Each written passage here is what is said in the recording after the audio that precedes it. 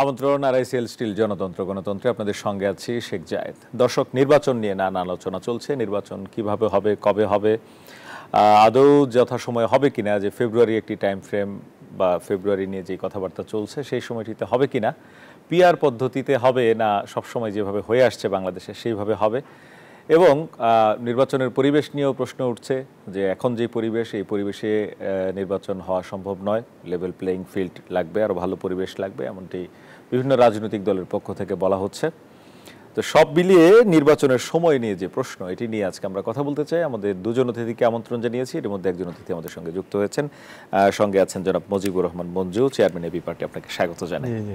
কথা বলছিলাম নির্বাচন প্রসঙ্গে। জনাব শামসুজ্জামান দুদু, বিএনপি নেতা, তিনি বলেছেন যারা নির্বাচনকে ভয় পায়, যারা অন্ধকারের শক্তিকে পুনর্বাসন করতে চায়, আওয়ামী লীগকে পুনর্বাসন করতে চায়, তারাই এখন পিআর পদ্ধতিতে নির্বাচন চায়। এটি একটি জামায়াতের পক্ষ থেকে বলা হয়েছে। নির্বাচন পেছানো নিয়ে জামায়াত কিছু বলেনি।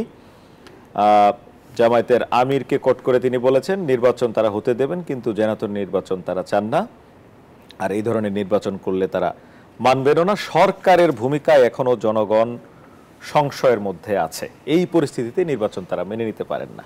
তো এই নির্বাচন নিয়ে আলোচনা চলছে। এর মধ্যে সিইসি আজকে কথা বলেছেন। তিনি বলেছেন যে নির্বাচনের 2 মাস আগে তারা জানাবেন যে কোন তারিখে নির্বাচন হচ্ছে, আর 15 বছর ধরে ভোটাধিকার প্রতিষ্ঠার লড়াই করেছেন এমনটি সিইসি বলেছেন, এবং বলেছেন যে নির্বাচন নিয়ে যে আস্থার সংকট আছে সেটি সবাই মিলে দূর করতে হবে। আর যারা নির্বাচনে পর্যবেক্ষক ছিলেন গত 3টি নির্বাচনে, তাদেরকে আগামীতে নির্বাচনী পর্যবেক্ষক হওয়ার অনুমোদন দেয়া হবে না। প্রশ্ন যেটি, নির্বাচন নিয়ে আবারও সংশয় কেন এলো সামনে? ধন্যবাদ জায়েদ, দর্শককে শুভেচ্ছা জানাই। নির্বাচন নিয়ে আমি কোনো সংশয় দেখি না, কারণ নির্বাচন চায় না এমন কারো কণ্ঠে আমি শুনি নাই। আমি বরং শুনেছি সময় নিয়ে সংশয় না, সংশয় অন্য একটাও আছে। সেটা হচ্ছে কেউ বলছে যে গণপরিষদ নির্বাচন, কেউ বলছে গণভোট, কেউ বলছে স্থানীয় সরকার নির্বাচন, কেউ বলছে পিআর পদ্ধতি, কেউ বলছে জাতীয় সংসদ। অর্থাৎ এই নির্বাচন সবাই চায়, কিন্তু সবটাই তো নির্বাচন। গণভোটটাও তো একটা নির্বাচন, স্থানীয় পরিষদ নির্বাচন তো একটা নির্বাচন, স্থানীয় সরকারের যেটা। তো এখন কথা হচ্ছে যে যারটা সুবিধা বা যে মনে করছে যে রাজনৈতিক কৌশল হিসেবে যেটা প্রয়োজন সে সেটা চায়। স্থানীয় সরকার নির্বাচন চাচ্ছে অনেকে, কিন্তু বিএনপি চাচ্ছে না। বিএনপি চাচ্ছে প্রথমেই সংসদ নির্বাচন। যুক্তি কি? যুক্তি হচ্ছে যে আমাদের তো এখন আসলে আগে রাষ্ট্রের মানে স্থবিরতা বা স্থিতিশীলতার যে সংকটটা, সেটাকেই একটা জায়গায় নিতে হবে। এই প্রশ্ন থেকে তো অবশ্যই জাতীয় সংসদ নির্বাচন গুরুত্বপূর্ণ। আবার যখন বলা হচ্ছে যে নতুন নির্বাচন কমিশন, তাদের একটা দক্ষতার ব্যাপার আছে, নির্বাচন নিয়ে কিছু সংশয় আছে, স্থানীয় সরকার নির্বাচনগুলো আগে করলে তাহলে কিন্তু নির্বাচন কমিশনের একটা ট্রায়াল হয়ে যায়, তারা একটা দক্ষতা অর্জন করতে পারে, অভিজ্ঞতা অর্জন করতে পারে। যুক্তি কোনোটা কিন্তু খারাপ না।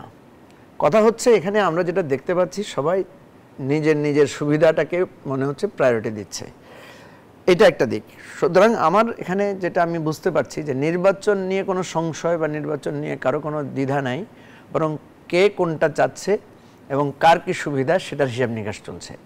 এটা তো হতেই পারে, রাজনীতিতে তো হিসাব নিকাশ সবাই মিলাবে, সবাই সবার সুবিধাটা চাইবে।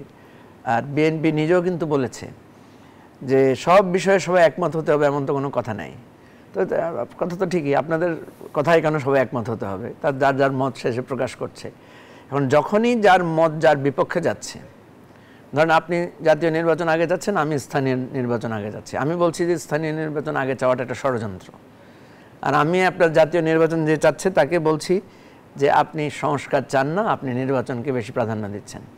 এই রাজনৈতিক বাকবিতণ্ডা, যুক্তি পাল্টা যুক্তি, তর্ক বিতর্ক, এটা একদৃষ্টিতে রাজনীতির একটা সৌন্দর্য। এটা বহুমাত্রিক, বহুমত এবং পথের ডিবেট এটা থাকবে। জায়েদ, আপনি যেটা বলেছেন যে পিআর হবে না আগের পদ্ধতি বা যেটা চলমান পদ্ধতি আছে আমাদের, যেটাকে আমরা বলি ফার্স্ট পাস দি পোস্ট, এখানেও একটা দারুণ একটা বিতর্কের ব্যাপার আছে। পিআর কেন চাচ্ছে, বা পিআর কি হঠাৎ করে চাওয়া হয়েছে? ফার্স্ট পাস দি পোস্টের কী সুবিধা অসুবিধা আছে? ফার্স্ট পাস দি পোস্ট পেলে কে সুবিধা পাবে, কে অসুবিধা হবে, এগুলোরও কিন্তু একটা হিসাব নিকাশ আছে। এখন আসেন যে পিআরটা কিন্তু নতুন করে কেউ চেয়েছে বিষয়টা এমন না। পিআর পদ্ধতির ইলেকশনের ব্যাপারে যারা এখন কথা বলছেন তারা আগেও বলেছেন। আপনি যদি 2008 সালে দেখেন, দেখবেন চরমনায়ের পীর সাহেব কিন্তু জাতীয় টেলিভিশনে উনি যে নির্বাচনী ভাষণ দিয়েছেন 2008 সালে, সেখানে কিন্তু পিআর পদ্ধতির নির্বাচনের দাবি তারা তুলেছেন। জামাত এটা আগেই তুলেছে, আমি যতটুকু জানি। জামাত পিআর পদ্ধতির ব্যাপারে সবসময় কথা বলেছে। জাতীয় পার্টি পিআরের পক্ষে কথা বলেছে। বাংলাদেশের বেশ কিছু বুদ্ধিজীবী আছে এবং তারা অনেকবারই পেপার পত্রিকায় লিখেছেন যে কেন তারা পিআরকে প্রাধান্য দিচ্ছেন। এর বাইরে আমরাও কিন্তু এবং এনসিপিও কিন্তু, আমরা যখন নির্বাচনী সংস্কার কমিশনের সাথে যখন আমরা আলোচনায় বসেছি, সেখানেও কিন্তু আমরা পিআর পদ্ধতিকে আমাদের দেশের জন্য এই পরিপ্রেক্ষিতে, যেহেতু আমাদের দেশে পার্লামেন্টটা একচাটিয়া হয়ে যায়, যখন আওয়ামী লীগ পায় একচাটিয়া আওয়ামী লীগ পায়, যখন বিএনপি পায় একচাটিয়া বিএনপি পায়, ফলে বারবারই গণতন্ত্র বা অন্যান্য দলের অংশগ্রহণটা পার্লামেন্টে অনিশ্চিত হয়ে যায়। ফলে আমরা কিন্তু ওই পার্সপেক্টিভ থেকে বলেছি যে পিআরটা হলে সব দলের একটা অংশগ্রহণমূলক জায়গা থাকে।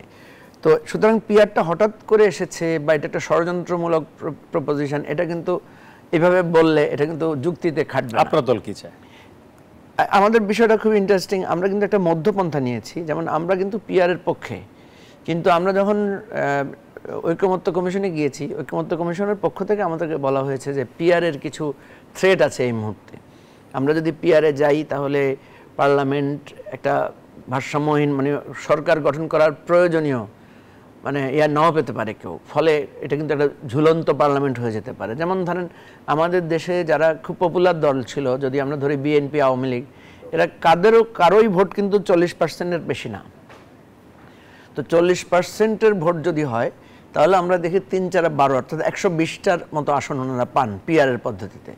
তাহলে দেখা যাবে যে ওনারা কিন্তু কেউ সরকার গঠনের মানে 151 আসনের মতো পাচ্ছেন না। আওয়ামী লীগও পায় না, বিএনপিও পায় না পিআর সিস্টেমে।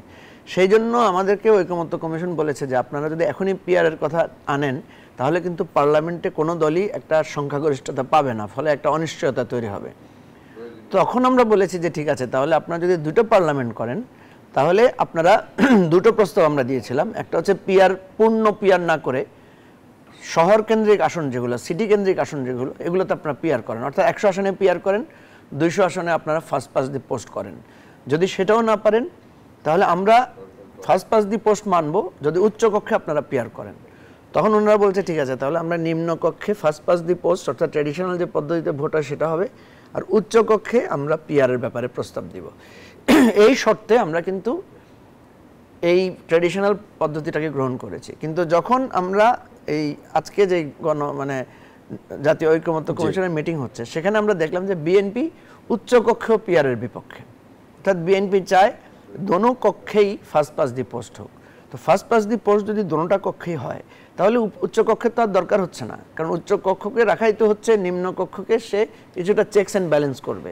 তারা যাতে কোনো আইন একচাটিয়াভাবে পাশ করতে না পারে, তারা যাতে কোনো বিল একচাটিয়াভাবে আনতে না পারে, তারা যাতে সংবিধান সংশোধনের এক পক্ষীয় কোনো উদ্যোগ নিতে না পারে, সেই জন্যই তো আপার হাউস।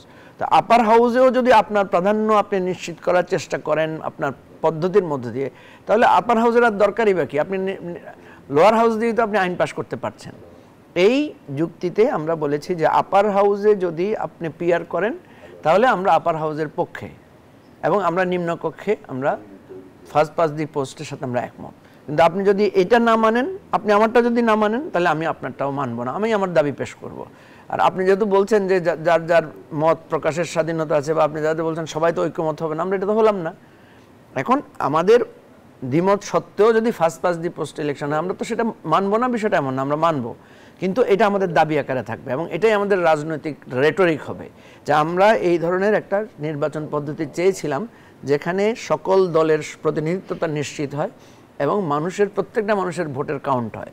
এটা আমাদের একটা রাজনৈতিক বয়ান আকারে আমরা থাকবো, এবং সেটা নিয়ে আমরা আমাদের পরবর্তী রাজনীতি ইশতেহার আমরা অব্যাহত রাখবো। এটাই হচ্ছে আমাদের পার্টির পজিশন। ধন্যবাদ আপনাকে। একটা বিরতিতে যাচ্ছি, বিরতি থেকে এসে আবার কথা বলবো। দর্শক, কথা বলছিলাম নির্বাচন নিয়ে, নির্বাচনের সময় নিয়ে প্রশ্ন। মাঠে বিভিন্ন রাজনৈতিক দল বড় বড় কর্মসূচি পালন করছে, নানা দাবি এর মধ্যে আছে, দাবি নিয়ে মতবিরোধ আছে। এই মতবিরোধে নির্বাচন পিছিয়ে যায় কিনা সেই প্রশ্ন রয়েছে। একটা বিরতি নিচ্ছি, ফিরে এসে কথা বলবো আবার।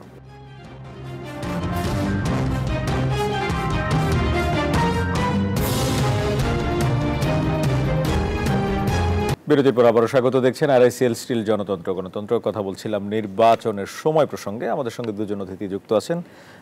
এই পর্বে যুক্ত হয়েছেন জনাব জুনায়েদ সাকি, প্রধান সমন্বয়কারী গণসংহতি আন্দোলন। সঙ্গে আছেন Mujibur Rahman Manju, chairman AB party. জনাব জুনায়েদ সাকি, আপনাকে স্বাগত জানাই। নির্বাচন নিয়ে কথা বলছিলাম। পিআরের পক্ষে, পিআর পদ্ধতির পক্ষে নানা রাজনৈতিক কর্মসূচি আমরা দেখতে পাচ্ছি মাঠে, বড় বড় কর্মসূচি, সামনেও কর্মসূচি আছে।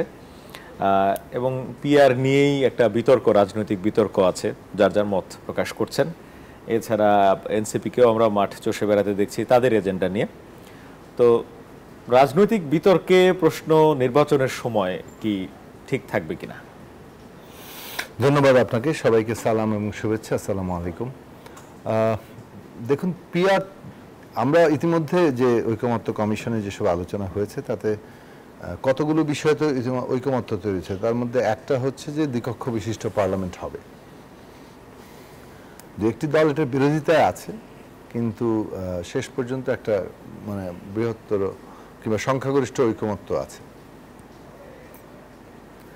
সেটা যদি আমরা একটা ঐকমত্য ধরি তাহলে দেশে লোয়ার হাউস আপার হাউস হচ্ছে, নিম্নকক্ষ উচ্চকক্ষ। উচ্চকক্ষে পিআর এটা একটা প্রস্তাব আমাদের দল থেকে আমরা আনুষ্ঠানিক নির্বাচন কমিশনের প্রস্তাব রেখেছিলাম। এটা আমরা আগেও এই আলোচনা অনেকবার করেছি এবং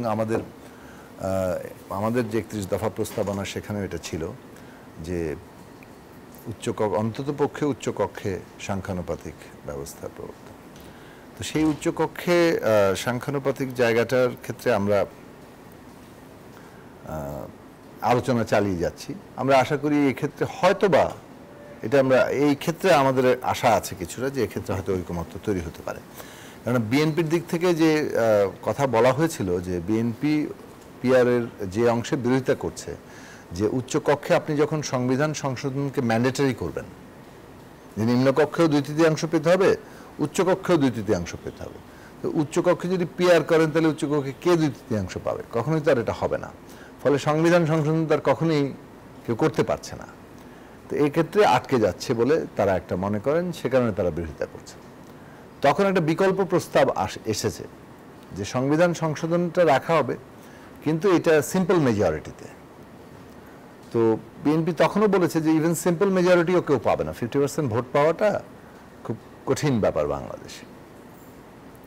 সেই দিক থেকে তাদের প্রস্তাব ছিল যে যদি সংখ্যাগরিষ্ঠ সংবিধান সংশোধনের প্রশ্ন উচ্চকক্ষে ম্যান্ডেটরি না রাখেন তাহলে তারা পিআর বিবেচনা করতে পারে। এটা কিন্তু একটা কথার কথা, অর্থাৎ তারা তখন দলে আলোচনা করতে পারে এই প্রস্তাবের। এখন প্রশ্নটা আছে যে সিম্পল মেজরিটিতে সংবিধান সংশোধন পাসটা ম্যান্ডেটরি হিসেবে থাকবে কিনা এবং সেটা সহই পিআর থাকবে কিনা। এখন ওইখানে যে থ্রেশহোল্ডের যে প্রস্তাব আছে, নিচের দিক থেকে 1% ভোট ন্যূনতম পেতে হবে, নাহলে পিআর আপনি পাচ্ছেন না সিট। তাতে কিন্তু মানে আপনি 50% না পেয়েও আপনার 50টা সিট হতে পারে। ওই ক্যালকুলেশনগুলোকে আরেকটু যদি মানে করা হয় সব মিলিয়ে, এটার একটা সম্ভাবনার জায়গা আছে, আমরা একটা জায়গায় ব্যবস্থায় যেতে পারি। কিন্তু নিম্নকক্ষে পিআর কিন্তু কোনো এজেন্ডা না আলোচনার, অর্থাৎ এটা ঐকমত্য কমিশন কোনো প্রস্তাব করেনি। এই ক্ষেত্রে প্রস্তাবনা অনেক দলেরই আছে। যেমন যদি বলেন যে পিআরের প্রথম প্রস্তাবক কারা, এটা প্রগতিশীল আন্দোলন থেকে এসছে। বাংলাদেশে যারা বামপন্থী প্রগতিশীল রাজনীতি করেন বহু বছর ধরে মানে সাংখ্যানুপাতিক নির্বাচনের দাবি, সেটা আরো মানে আমার ধারণা এটা 25-30 বছর আগের দাবি। তো এই দাবিতে তারা আছেন, আমরাও এই দাবি করেছি। এমনকি আমরা এটা বলেছিলাম যে এইবারের ক্ষেত্রে যে যেহেতু পিআর নিয়ে আগেভাগেই একটা আমরা যখন 31 দফা প্রণয়ন করতে গিয়েছি তখনই পিআর নিয়ে কোনো ঐকমত্য হয় নাই।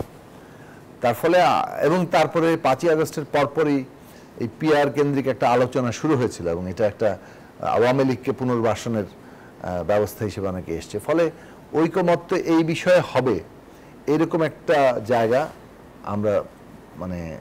আমরা তখন সম্ভাবনা হিসেবে খুব বেশি দেখিনি। ফলে সংবিধান সংস্কার কমিশনের কাছে আমাদের প্রস্তাব ছিল যে সাংখ্যানুপাতিক পদ্ধতি কিংবা পিআর নিয়ে রাজনৈতিক ঐকমত্য তৈরিটা জরুরি। এটা যদি এখন না হয় ভবিষ্যতে হবে, কিন্তু অন্ততপক্ষে উচ্চকক্ষে পিআর আমরা এইবারই দাবি করছি, এভাবে আমাদের প্রস্তাবনাটা ছিল। ফলে এক অর্থে পিআরের তো আমরা বিরোধী নই, বরং পিআরকে আমরা মনে করি যে অধিকতর প্রতিনিধিত্বশীল ব্যবস্থা। কিন্তু যেহেতু এটা নিয়ে এই মুহূর্তে ঐকমত্য নাই, জি, ফলে কেউ কেউ আন্দোলন করতে পারেন, সেটা তো তাদের অধিকার, দাবি জানাতে পারে। আমরা আমাদের সমাবেশ থেকে বলতে পারি, যে কোনো দল তাদের সমাবেশ থেকে বলতে পারে, যেমনটা বলেছে ইসলামী আন্দোলন একটি সমাবেশ ডেকেছেন এবং সেখানে অনেক দল সমর্থনও জানিয়েছেন। কিন্তু এইটা এখনো পর্যন্ত কনসেনসাস কমিশনে কোনো এজেন্ডা নয়। কাজেই আপনি এইটাকে কেন্দ্র করে যদি কেউ নির্বাচন পেছাতে চায়, তাহলে কিংবা এটার কারণে যদি নির্বাচন পিছিয়ে যায়, তাহলে এটা ঠিক এখনকার জাতীয় স্বার্থকে প্রতিনিধিত্ব করা হবে না।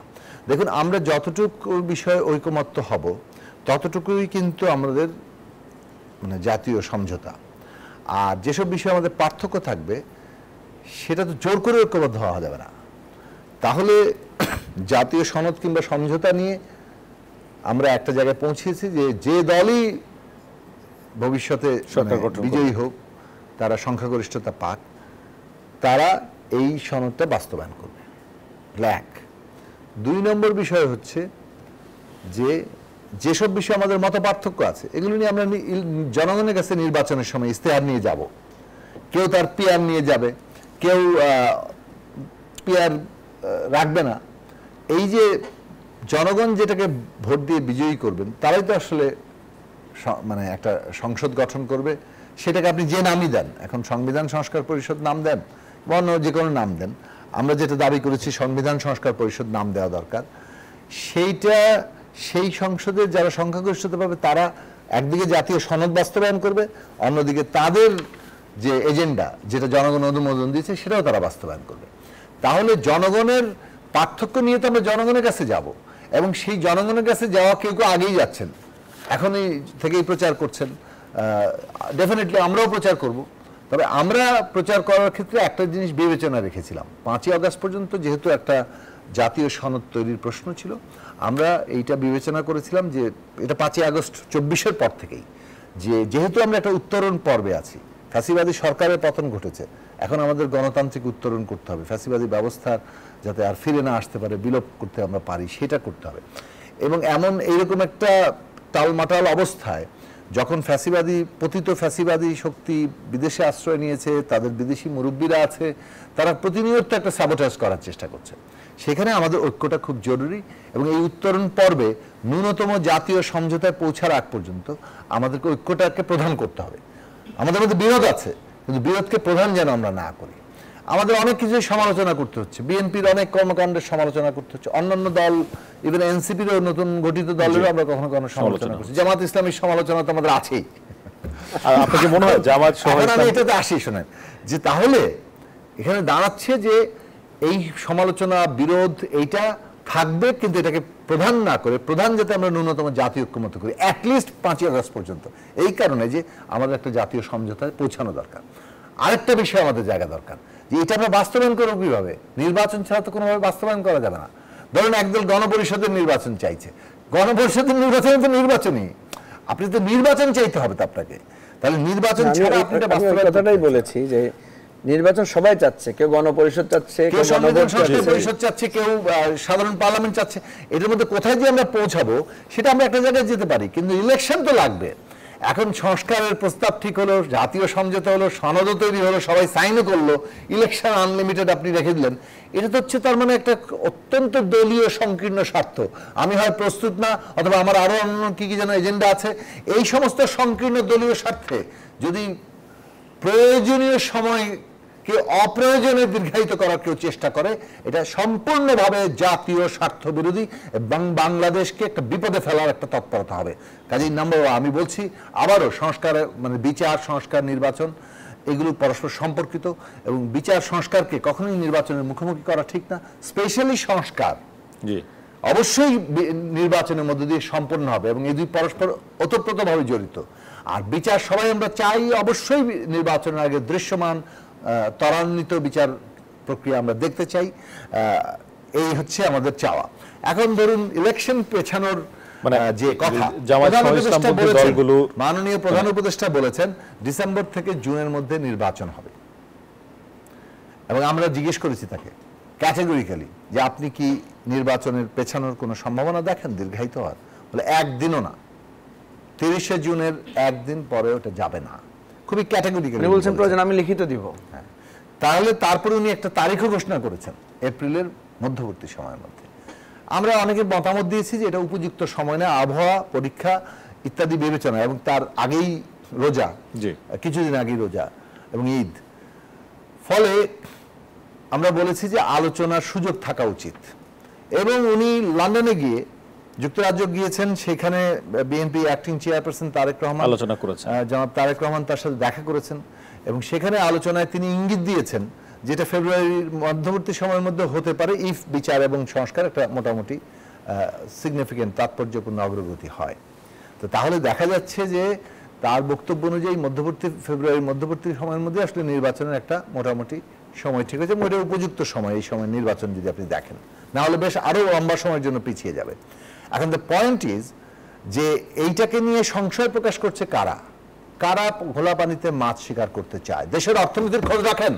এই যে যুক্তরাষ্ট্র 35% আবার নতুন করে চাপালো, বাংলাদেশের 49 কত পার্সেন্ট, প্রায় মানে অলরেডি 16 যুক্ত করলে 35, মানে 50-এর কাছাকাছি যে মানে ট্যারিফ হয়ে যাচ্ছে। এই ট্যারিফ কি বলে যে আরোপ হচ্ছে, সেই ট্যারিফটা আপনার আমাদের অর্থনীতিতে যে অভিঘাত নিয়ে আসবে, আমরা তার জন্য কতটুকু প্রস্তুত। এখন ধরুন বিনিয়োগ সমস্ত কিছু একটা পলিটিক্যাল স্টেবিলিটির সাথে গভীরভাবে সম্পর্কিত। এমনকি এই যে কিছুদিন আগে অর্থ উপদেষ্টা বললেন যে IMF জানতে চেয়েছে ইলেকশন কবে তোমাদের, সেটার সাথে তার টাকা পয়সা ছাড়ের সম্পর্ক করছে। সব মিলিয়ে আমরা শুধু এগুলো দোহাইয়ের জন্য না, ইভেন দি পলিটিক্যাল প্রসেস কমপ্লিট করার জন্য ইলেকশন একটা জায়গা। এখন ধরুন আমার দল প্রস্তুত না, আমার একটু সময় দরকার, তো সেটা তো আমার জন্য ভালোই হয়, কিন্তু আমার তো ন্যাশনাল ইন্টারেস্টকে যদি আমি সামনে রাখতে চাই, তাহলে আমার দলের প্রস্তুতি দিয়ে তো আমরা সবকিছু ঠিক করবো না। সুতরাং আমরা মনে করি যে ডেমোক্রেটিক প্রসেস আমাদের জারি রাখতে হবে। ডেমোক্রেটিক প্রসেস জারি হলেই জনগণের পক্ষের গণতান্ত্রিক শক্তি সঞ্চয় করতে পারবে। ধন্যবাদ আপনাকে। জনাব মুজিবুর রহমান মঞ্জু, বিএনপি বলছে নির্বাচন নিয়ে ষড়যন্ত্র হচ্ছে, জামায়াতও বলছে বিএনপি নিয়ে ষড়যন্ত্র হচ্ছে, নির্বাচন নিয়ে ষড়যন্ত্র হচ্ছে। তো জামায়াত সহ ইসলামপন্থী দলগুলো কি নির্বাচন বিলম্বিত করতে চাইছে কোনো কারণে?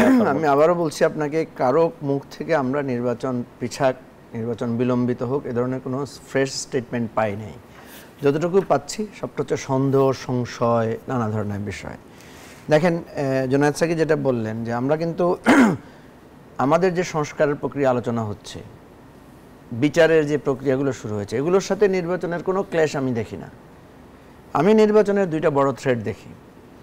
একটা হচ্ছে যে আমাদের প্রশাসন এবং পুলিশের যে আচরণ আমরা দেখতে পাচ্ছি, সেখানে ওনাদের মধ্যে একটা আত্মবিশ্বাস এবং দৃঢ়তার অভাব দেখতে পাচ্ছি। ইতিমধ্যে বিভিন্ন জায়গায় যে ক্ল্যাশগুলো হয়েছে, বিভিন্ন জায়গায় যে অন্তকন্দল বা মানে পরস্পরের যেই দ্বন্দ্ব সংঘাত হয়েছে, সেখানে আমরা পুলিশকে, অ্যাডমিনিস্ট্রেশনকে খুব বোল্ড দেখতে পাচ্ছি না, নিরপেক্ষ একটা শক্ত অবস্থান নিতে আমরা দেখতে পাচ্ছি না। 2-3টি ঘটনা এটা বহুল আলোচিত হয়েছে যে থানা থেকে পুলিশ ছিনিয়ে নেওয়া আসামি ছিনিয়ে নেওয়া হয়েছে, তারপরে আরেক থানা আটকে রাখা হয়েছে, আরেক জায়গায় পুলিশ প্রত্যাহারের জন্য রাস্তা ব্যারিকেড দেওয়া হয়েছে। ইলেকশন যতই কাছে আসবে এই জিনিসগুলো আরো বাড়বে। দ্বিতীয় হচ্ছে দলগুলোর মধ্যে ইন্টারক্ল্যাশ তৈরি হতে পারে। স্পেশালি এটা আমি খোলামেলাই ভাবে বলি, সেটা হচ্ছে বিএনপির মধ্যেও একটা অন্তকন্দল শুরু হতে পারে নমিনেশন নিয়ে, কাকে দেওয়া হচ্ছে কাকে দেওয়া হচ্ছে না, বিরোধী দল, প্রতিদ্বন্দ্বী, তারপরে হচ্ছে যে আপনার ওটাকে কি বলে বিদ্রোহী গ্রুপ। এখানেও যদি কোনো গন্ডগোল হয়, সেখানে পুলিশ যদি প্রপার মেজার নিতে না পারে, তাহলে মানুষ চিন্তা করবে ভোট কেন্দ্রে আমি গিয়ে যেতে পারবো কিনা, বা আমি একটা বিরোধী মতের জায়গায় সেখানে ভোট কেন্দ্রে স্বচ্ছন্দে ভোট দিতে পারবো কিনা। ফলে প্রথম অন্তরায় আমি দেখি প্রশাসন ও পুলিশের কর্তৃত্ব সঠিকভাবে প্রতিষ্ঠিত না হওয়া। আমরা যখন লাস্ট সাকিব ভাইও ছিলেন, আমরা একসাথে ছিলাম, প্রধান উপদেষ্টার সাথে যখন আমাদের মিটিং হয়েছে, ইন্টারনালি উনি কিন্তু স্বীকার করেছেন যে ওনার কর্তৃত্ব প্রপারলি উনি খাটাতে পারছেন না। উনি বলছেন আমি তো পারছি না। 2 নম্বর হচ্ছে রাজনৈতিক দলগুলোর যে অসহিষ্ণুতা আমরা দেখতে পাচ্ছি, বাকযুদ্ধ, একজন আরেকজনের ব্যাপারে নানা ধরনের উস্কানিমূলক কথা বলা, এটা যদি থাকে তাহলে দেখা যাবে ইলেকশনে এটার প্রভাব পড়বে। ইলেকশনে মারামারি হয়ে যেতে পারে 2 পক্ষের মধ্যে, যদি অতটুকু মানে সহিষ্ণুতার জায়গাটা না থাকে। এই 2টা জায়গাকেই আমি ইলেকশনের জন্য থ্রেট মনে করি। আদার দেন আমাদের সংস্কারের বিষয়টা অত কিছু না। সংস্কারের দেখেন একটা সমাধানে পৌঁছা আমাদের 1 সপ্তাহের ব্যাপার, যে আমরা এটাতে একমত হলাম, এটাতে আমাদের দ্বিমত, বাকিটা নিয়ে আমরা আমাদের রাজনৈতিক মানে ম্যানিফেস্টো আকারে আমরা যাব। একটা জটিলতা আছে, সেটা হচ্ছে যে এই সংস্কার বাস্তবায়নের প্রসেসটা কি হবে। সেখানে কিন্তু 4টা বা 5টা অপশন দেওয়া হয়েছে। একটা হচ্ছে কি অধ্যাদেশের মাধ্যমে, নাকি গণভোটের মাধ্যমে, নাকি গণপরিষদ নির্বাচনের মাধ্যমে, নাকি আমরা একটা সনদ তৈরি করব, করার পরে এটা পরবর্তী ইলেকশনে পার্লামেন্টে সেটা পাস হবে। মাঝামাঝি এটা আমাদের মধ্যে একটা আলোচনাও হয়েছিল, আমরা একটা ভালো প্রসেস বের করেছি। আমরা যদি এই পার্লামেন্টটাকেই আমরা যদি একটা গণপরিষদ আকারে, বা যেটাকে সাকিব ভাইয়ের ভাষায়, সাকিব ভাই তো বিভিন্ন রেটরিক ভাষা খুব ভালো উদ্ভাবন করতে পারেন, উনি বলেছেন যে সাংবিধানিক সভা, আমরা যদি ওই সংবিধান সংস্কার সভা আমরা যদি সেটাকে নাম দিই যে এটার প্রাথমিক কাজ হবে এটা সংবিধান সংস্কারের সভা হিসেবে কাজ করবে, তাহলে সেটাও আমরা কিন্তু করতে পারি। আলাদা করে আলাদা ইলেকশন করার দরকার, কাজ একই কাজ, একই পার্লামেন্ট, একই ভাবে নির্বাচন হচ্ছে, আলাদা কোনো নির্বাচনের ব্যবস্থা করা হচ্ছে না। এই জিনিসগুলোকে এইভাবে একটা সমাধানে পৌঁছানো যেতে পারে। কিন্তু যেই কথাটা বারবারই আসছে, আমরা বর্তমান এই অন্তর্বর্তীকালীন সরকারকে খুব দৃঢ়ভাবে দেখতে পাচ্ছি না যে তারা তাদের এই সমস্যাগুলো সমাধানে, বিশেষ করে প্রশাসনিক জায়গায় খুব স্ট্রং পজিশন দেখতে পাচ্ছি না। আরেকটা বিষয় যেটা দাঁড়াচ্ছে সেটা হচ্ছে, আমি আবারও বলি যে এখানে বিএনপির অবদানটা, বিএনপিকে ভূমিকাটা সবচেয়ে বেশি রাখতে হবে। যদিও বিএনপি এখন ইদানিং বলছে যে তারা অনেক স্যাক্রিফাইস করছে, তারা অনেক উদারভাবে এগিয়ে আসছে, আমি এটার সাথে একমত না। কেন? কারণ বিএনপি এগিয়ে আসছে বললে ভুল হবে, কারণ বিএনপি নিজেই তো সেলফ ডিক্লারেশন দিয়েছে যে তারা 31 দফা সংস্কার প্রস্তাব দিয়েছে। আমরা যত আলোচনা করছি এগুলো সব 31 দফার মধ্যে, কিন্তু আপনি দেখবেন আমি আপনাকে একদম প্রত্যেক ধারা দফা ধরে ধরে বলে দিতে পারবো যে আমরা যে বিষয়গুলো নিয়ে আলোচনা করছি প্রত্যেকটা 31 দফারই নানা এক্সপ্লেনেশন হবে। সুতরাং আলাদা করে বিএনপি মানে ওই যে স্যাক্রিফাইস করছে বা তাদের মত স্যাক্রিফাইস করছে বিষয়টা তা না, বরং বিএনপির আলোচনাগুলো তুলেছে বলেই আমরা এই আলোচনাটা করছি এবং আমাদেরকে এই আলোচনাগুলো করতে হচ্ছে। বিএনপি যদি স্পেসিফিক করে দিতে পারতো 31 দফায়, যেমন বিএনপি প্রথম বলেছে যে প্রথম দফাই হচ্ছে যে সে সংবিধান সংস্কারের জন্য একটা কমিশন গঠন করবে, রাইট? তো আমরা তো সংবিধান সংস্কার কমিশন নিয়েই তো আলোচনা করছি এবং সেখানেই তো সংবিধান, তাহলে বিএনপি তো সংবিধান সংস্কার চায়। এখন বাস্তবে যখন দেখা যাচ্ছে যে বিএনপির আলোচনার মধ্য দিয়ে ইনডিরেক্টলি মনে হয় যে বিএনপি যেন সংস্কারের ব্যাপারে বিমুখ, বা বলছে আগে সংস্কার না আগে নির্বাচনে বিতর্কগুলো আসে, তখন এই অভিযোগটা বা এই ধরনের একটা ধারণা তৈরি হয়। এবং ধারণা এমনভাবে তৈরি হয়েছে, দেখেন বিএনপিকে কিন্তু সংবাদ সম্মেলন করে বলতে হচ্ছে যে আমরা সংস্কার বিরোধী না, সংবাদ সম্মেলন করে বলতে হচ্ছে যে আমরা সংস্কারের পক্ষে। তো অর্থাৎ এই রেটরিকটা দাঁড়িয়ে যাচ্ছে। তো আপনার কথার জায়গায় আমি যেটা বলি সেটা হলো যে ইলেকশন নিয়ে আমি কোনো কাউকে দেখি নাই ইলেকশন পিছাক কেউ চাই। সাকিব ভাই যদিও একটু আকার ইঙ্গিতে বলেছেন কারো প্রস্তুতির সংকট আছে কিনা, এটা কখনো মানুষ গ্রহণ করবে না, প্রস্তুতিগত কথা বলে কেউ গ্রহণ করবে না। আর পিআর নিয়ে যে বিতর্কটা উঠেছে, এটা সমাধান খুবই সহজ। আমরা যদি আপার হাউসে যদি পিআরটা আমরা সেটেল করতে পারি, আমি মনে করি যে পিআরের বিতর্কটা ওইভাবে আগাবে না। বিতর্ক থাকুক, কারো কারো দাবি পিআরের পক্ষে নানা মানে অনেকের যুক্তি আছে, সেটা চলতে থাকুক, কারণ এটাই আমাদের আগামী দিনের রাজনীতির ধারা নির্ধারণ করবে যে পিআরের পক্ষে লোক বেশি না প্রচলিত পদ্ধতিতে। অনেক ধন্যবাদ। একটা বিরতির সময় হয়েছে, বিরতি থেকে এসে কথা বলতে চাই আইন শৃঙ্খলা পরিস্থিতি এবং পরিবেশ নিয়ে, আর যে বিশ্বাস অবিশ্বাস যেটি রয়েছে এটি নিয়ে একটু কথা বলতে চাই। একটা বিরতি নিচ্ছি দর্শক, ফিরছি একটু পর।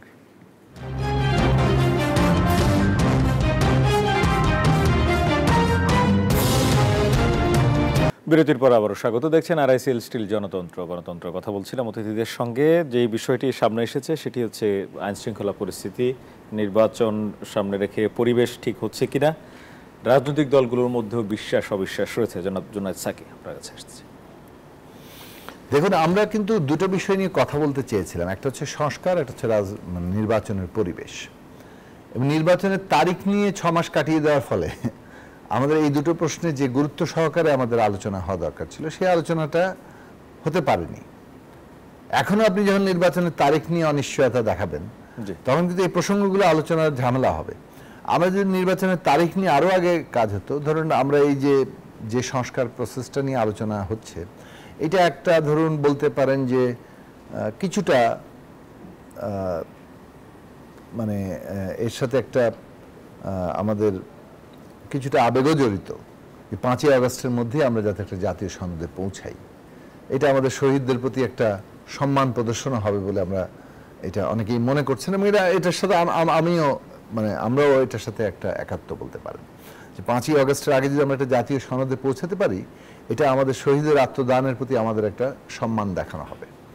তো এই জায়গাটা আছে। তাহলে এটা একটা আগে শুরু করলে, যে আলোচনাটা আমরা সেকেন্ড ফেজ শুরু করলাম, এই আলোচনাটা যদি আরো 1 মাস আগে শুরু হতো কথার কথা, তাহলে আপনি বলতে পারেন যে বেশ একটা ইয়ের জায়গা হতো। যদিও মানে এই ঐকমত্য কমিশন অনেক সব পার্টির সাথে আলাদা আলাদা করে আলোচনা করেছে, তারা যথেষ্ট সময় সেখানে লেগেছে, কিন্তু মাঝখানে কিছুটা সময় গিয়েছিল। ওইটুকু তারা যে এই সেকেন্ড ফেজটা এইভাবে করবেন, সেটা মানে আরেকটু প্রস্তুতির জায়গাটা দরকার ছিল।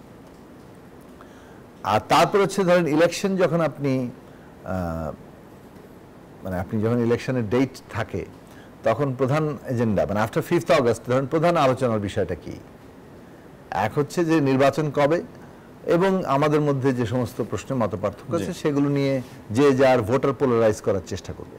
আপনি এই নির্বাচনে প্রতিদ্বন্দ্বিতা হবে না, আপনার যে মানে যেই দাঁড়াক সে তো তার পক্ষে কোনো না কোনো ভাবে তার জনমতকে আনতে চাইবে, সেইটা তো নির্বাচনেরই অংশ, কিন্তু সেটা যাতে সকলেই স্বাধীনভাবে মুক্তভাবে করতে পারে, তার জন্য যে পরিবেশ থাকা দরকার। গায়ের জোর যার বেশি, সে যদি ধরেন পুরোটাই দখল করে রাখলো, কাউকে নামতে দিচ্ছে না, এরকম পরিস্থিতি যাতে কাজ না করে, তার জন্য আইন শৃঙ্খলা বাহিনীকে প্রস্তুত করা, তার জন্য পলিটিক্যাল পার্টিগুলোর ওই জায়গাটা আনা মানে নিজেদের মধ্যে, এবং সেনাবাহিনীও যেহেতু এখন ম্যাজিস্ট্রেসি নিয়ে আছে, তারাও কি ভূমিকা রাখবেন, সেই সবগুলো জায়গা কিন্তু গুরুত্বপূর্ণ। এখন একদিকে আস্থা প্রকাশ করছেন আমাদের উপদেষ্টারা, মাননীয় উপদেষ্টারা, আইন উপদেষ্টা তো কালকেও দেখলাম এক জায়গায় বললেন যে সবচেয়ে ভালো নির্বাচন হবে। তারপরে হচ্ছে যে মানে ইতিমধ্যে অন্যান্য প্রতিষ্ঠানগুলো তাদের পক্ষ থেকে নানা সময় বলা হয়েছে যে তারা নির্বাচনের জন্য কাজ করবেন। আমরা বিশ্বাস রাখতে চাই যে নির্বাচনটা যথাসময়ে শেষ হবে, কারণ আগেই বলেছি যে এটা পলিটিক্যাল উত্তরণের জন্য জরুরি, অন্যদিকে দেশের অন্যান্য পরিবেশের জন্য জরুরি। এইটাকে আমরা যদি নির্বাচন আশঙ্কার মধ্যে পড়ে, এটা একটা ষড়যন্ত্রেরই অংশে পরিণত হবে বলে আমরা মানে এটা প্রতীয়মান হবে, এবং এই ষড়যন্ত্রটা শেষ পর্যন্ত দেশের বিরুদ্ধে হবে, জাতীয় স্বার্থের বিরুদ্ধে হবে। কারণ বাংলাদেশ যে আন্তর্জাতিক এবং বিশেষত রিজিনাল যে বাস্তবতার মধ্যে আছে, সব মিলে আমাদের মানে আমরা এফোর্ড করতে পারছি না এটা যে আমরা দীর্ঘকাল এভাবে চলবো। তো সুতরাং ইলেকশনের ব্যাপারটা কি, মানে কেউ বলতে পারে প্রফেসর ইউনূস সাহেবের সাথে কি ভালো শাসন কেউ দিবে? এই যে মানে এই প্রশ্নটা অনেকে করেন, এই প্রশ্নটা ইটসেলফ একটা খুব অপরিণত প্রশ্ন, মানে ইম্যাচিওর্ড প্রশ্ন আর কি। মানে তারা যদি রাজনীতি এবং রাষ্ট্র পরিচালনা কিভাবে ঘটে সেটা না বোঝেন, তাহলে এই জায়গাটা মানে অনেকে করতে পারেন, উনি ভাবেন যে উনি তো আমাদের ভালো, উনি যত ভালোই হোক নির্বাচন মানে আপনাকে তো একটা পলিটিক্যাল প্রসেসে থাকতে হবে। তো আপনি যে পলিটিক্যাল প্রসেসে আছেন, সেখানে যদি স্টেক হোল্ডাররা সম্মতি না দেয়, তাহলে আপনি তো বিপ্লবী সরকার না, আপনি একটা ক্ষমতা দখল করেছেন, আপনার সরকার দিয়ে আপনি চালাবেন, সেটা ইলেকশনে যায়।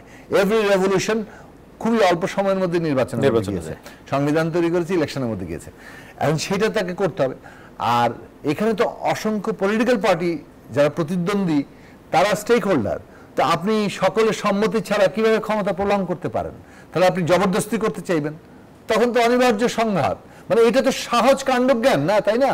তাহলে এই রাজনৈতিক বোধ ছাড়া যে বলছে আমরা এটা চাই, ওটা চাই, এটা না হলে ওইটা হবে না, এটা তাদের পলিটিক্যাল মাইলেজ নেওয়ার প্রশ্ন, এটা জনগণকে তারা মোটিভেট করার প্রশ্ন। কিন্তু জনগণ, আমাদের একটা জায়গায় ভাবতে হবে যে ইলেকশন বানচাল করা পর্যন্ত যদি এই জায়গায় যায় কিংবা সেটা যায়, তাহলে সেটাকে আসলে খুবই বিপজ্জনক পরিস্থিতির সূত্রপাত ঘটাবে। ধন্যবাদ আপনাকে মুজিবুর রহমান। বেশি সময় পাবো না, আপনি যদি এর সাথে যুক্ত করেন। প্রসঙ্গ ছিল আইন শৃঙ্খলা পরিস্থিতি, সেটির উন্নতি কি? দেখেন, আইন শৃঙ্খলা পরিস্থিতি আগের চাইতে অনেক ভালো হয়েছে, এবং আপনি যদি আওয়ামী লীগ রেজিমের সাথে তুলনা করেন, তাহলে অনেক বেটার আইন শৃঙ্খলা পরিস্থিতি আমরা অতিক্রম করছি। এখন প্রশ্ন হচ্ছে এই সক্ষমতা দিয়ে নির্বাচনের দিকে এগোনো না, প্রশ্ন হচ্ছে আইন শৃঙ্খলা পরিস্থিতিটা থ্রেটে পড়ছে কোথায়? যখন ক্ল্যাশটা হচ্ছে পলিটিক্যাল ক্ল্যাশ, তখনই সমস্যা হচ্ছে, আদার দেন হচ্ছে না। কিন্তু যখনই বিএনপি জামাত বা বিএনপি বা বিএনপি এনসিপি বা ধরেন এবি পার্টি গণসংহতি আন্দোলন এখন মারামারি হলো, একটা মারামারি, পুলিশ এসে কার পক্ষে অবস্থান নেবে? উনিও বিপ্লবের পক্ষের লোক, আমিও বিপ্লবের পক্ষের লোক। পুলিশ ওই জায়গাটায় এসেই দ্বিধা সংকোচে পড়ছে, যেটা 71 সালেও হয়েছিল। 71 পরবর্তী সময়ে যখন জাসদ এবং আওয়ামী লীগের সাথে মারামারি হচ্ছিল, তখন দুই পক্ষই তো মুক্তিযুদ্ধের সপক্ষের শক্তি, ঠিক আছে না? দুই পক্ষেই তাদের মানে সমর্থক লোকেরা আছে। তো এইটা আমরা বারবার, আমি যে কথাটা বলছি, নির্বাচন বানচালের কথা যেগুলো আসছে, এটা আমি অহেতুক সন্দেহ সংশয় মনে করছি, এবং ইটসেলফ এটাই একটা থ্রেট। আমরা যে এই সন্দেহগুলো তৈরি করছি, এটার কারণে এটার সুযোগটা অন্যরা নিবে। এখন দেখেন এই কথাটা বারবার সরি, মানে এই কথাটা এই আশঙ্কাটাকে জিয়ে রাখা মনে হচ্ছে যে একটা পরিকল্পিত। আমি এই জন্য এই আলোচনাটাকেই মনে করি যে এটা একটা মানে অহেতুক আলোচনা। কিন্তু দেখেন, বিচ্ছিন্ন কিছু ঘটনা ঘটছে, যেটাকে মব বলে এখন খুব আলোচনায় আসছে। এই যে মব হচ্ছে, এই যে আইন শৃঙ্খলা পরিস্থিতি খারাপ হচ্ছে, এটা যারা বেশি ফোকাস করছে, এটা কিন্তু ইলেকশনের জন্য একটা ক্ষতি করছে। কারণ এই আশঙ্কাটা যখন বেশি প্রচার হবে, তখন কিন্তু একটা সুযোগ তৈরি হবে যে না, এখনো তো পরিস্থিতি ভালো না। অলরেডি আপনি দেখেছেন যে একটা দল বলেছে যে আমরা লেভেল প্লেইং ফিল্ড তৈরি না হলে আমরা ইলেকশনে যাব না।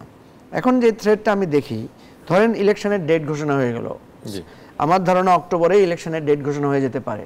ইলেকশনের ডেট ঘোষণা হয়ে যাওয়ার পর আপনি ইতিমধ্যে দেখেছেন এনসিপি একটা রোড মার্চ শুরু করেছে, এবং রোড মার্চটা খুবই আশাব্যঞ্জক, তাদের দৃষ্টিতে খুবই উদ্দীপনামূলক হচ্ছে। এখন প্রতিপক্ষ যদি এটাতে থ্রেট ফিল করে, এবং নির্বাচন যখন কাছাকাছি আসবে, অনেক জোট হতে পারে, অনেক ধরনের অ্যালায়েন্স তৈরি হতে পারে, এই ধরনের রোড মার্চ আবার শুরু হতে পারে। যখন আপনি দেখবেন আপনার প্রতিপক্ষের অবস্থা তো খুব ভালো, তখন যদি আপনি 2-4টা জায়গায় মারামারি শুরু হয়ে যায়, 2টা জায়গায় যদি আপনি উস্কানিমূলক কাজ করেন, তখন কিন্তু প্রতিপক্ষের লোকেরা এসে বলবে না, আমরা তো আসলে লেভেল প্লেইং ফিল্ড তো পাচ্ছি না, আমরা তো আমাদের নির্বাচনী কার্যক্রম সঠিকভাবে তখনই নির্বাচনটা নিয়ে একটা ধোঁয়াশা, একটা ঝুঁকি তৈরি হতে পারে। এই ঝুঁকিটা নিয়ে এখন বেশি আলোচনা হওয়া দরকার। রাজনৈতিক দলগুলোর মধ্যে এটা একদম স্পষ্টভাবে একটা চুক্তি হওয়া দরকার যে নির্বাচনে যাব, নির্বাচন আমরা কেউ কারোর উপরে হামলা করব না, এবং স্থানীয় প্রশাসন ঠিক করে দিবে আজকে যদি বিএনপি মিছিল করে, কালকে জামাত মিছিল করবে, পরশু এবি পার্টি করবে, তার আগের দিন গণসংহতি করবে। এইভাবে যদি একটা সুন্দর একটা ব্যবস্থাপনার মধ্য দিয়ে নির্বাচনটা যেতে পারে, তাহলে আমি কোনো থ্রেট দেখি না। কারণ পুলিশ এখন একটা আস্থাহীনতায় ভুগছে, পুলিশ একটা সমস্যার মধ্যে আছে, আর্মিও মাঠে আছে, কিন্তু সে সেভাবে কর্তৃত্ব প্রয়োগ করছে না। রাজনৈতিক দলগুলো যদি নিজেরা সাহায্য না করে, তাহলে ইলেকশনের ঝুঁকিটাতে রয়ে যাবে। এটাই আমি বলতে চাচ্ছি, এবং এটাকে আমাদের কনসেন্ট্রেট করতে। অনেক ধন্যবাদ জানাই দুজনকে গুরুত্বপূর্ণ মতামত দেওয়ার জন্য। দর্শক, কথা বলছিলাম নির্বাচন প্রসঙ্গে। নানা ধরনের বিশ্বাস অবিশ্বাস আছে, রাজনৈতিক নানা ধরনের বয়ান আছে, গণতান্ত্রিক পরিবেশে, গণতান্ত্রিক সমাজে বা গণতান্ত্রিক আকাঙ্ক্ষায় এই ধরনের রাজনৈতিক দলগুলোর নানা রকম বক্তব্য থাকে। সবকিছু ছাপিয়ে একটি অবাধ, সুষ্ঠু, নিরপেক্ষ, গ্রহণযোগ্য নির্বাচন হবে, সেই প্রত্যাশা রেখে আজকের আয়োজন এখানে শেষ করছি। ভালো থাকবেন, সুস্থ থাকবেন।